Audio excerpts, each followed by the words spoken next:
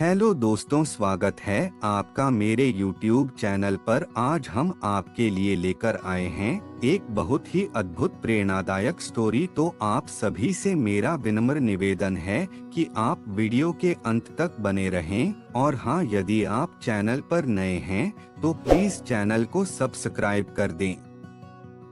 शादी की सुहाग सेज पर बैठी एक स्त्री का पति जब भोजन का थाल लेकर अंदर आया तो पूरा कमरा उस स्वादिष्ट भोजन की खुशबू से भर गया। रोमांचित उस स्त्री ने अपने पति से निवेदन किया कि मां जी को भी यहीं बुला लेते तो हम तीनों साथ बैठकर भोजन करते।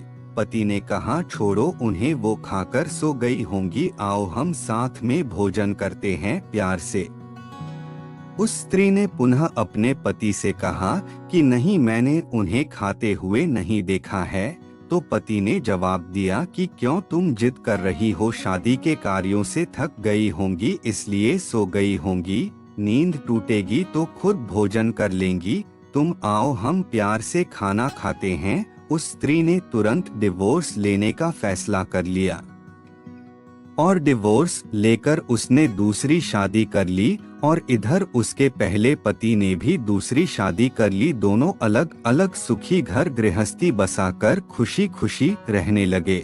इधर उस स्त्री के 2 बच्चे हुए जो बहुत ही सुशील और आज्ञाकारी थे। जब वह स्त्री 60 वर्ष की हुई तो वह बेटों को बोली, मैं चारों धाम की यात्रा करना चाहती हूँ ताकि तुम्हारे सुखमय जीवन के लिए प्रार्थना कर सकूं। बेटे तुरंत अपनी माँ को लेकर चारों धाम की यात्रा पर निकल गए। एक जगह तीनों माँ बेटे भोजन के लिए रुके और बेटे भोजन परोसकर माँ से खाने की विनती करने लगे। उसी समय उस स्त्री की नजर सामने एक फटेहाल, भूखे और गंदे से एक वृद्ध पुरुष पर पड़ी जो इस स्त्री के भोजन और बेटों की तरफ बहुत ही कातर नजर से देख रहा था। उस स्त्री को उस पर दया आ गई और बेटों को बोली, जाओ पहले उस वृद्ध को नहलाओ और उसे वस्त्र दो, फिर हम सब मिलकर भोजन करेंगे। बेटे जब उस वृद्ध को नहलाकर कपड़े पहनाकर उसे उस स्त्री के सामने लाए तो वह स्त्री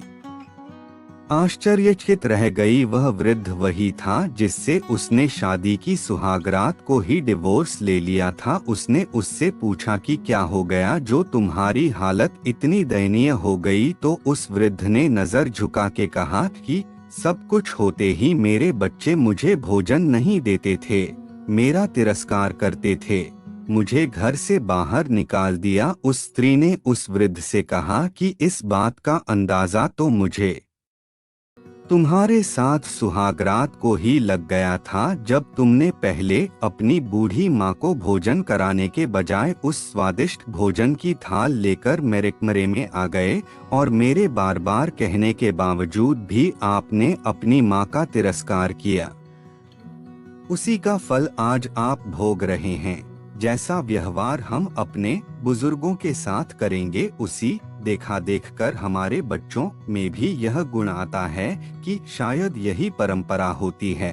सदैव माँ बाप की सेवा ही हमारा दायित्व बनता है। जिस घर में माँ बाप हंसते हैं वहीं प्रभु बसते हैं। यदि स्टोरी अच्छी लगी हो तो प्लीज चैनल को सब्सक्राइब करना और बेल आइकन को भी प्रेस कर देना ताकि आगे आने वाली वीडियो कॉल लिंक सबसे पहले आप तक पहुंच सके। धन्यवाद।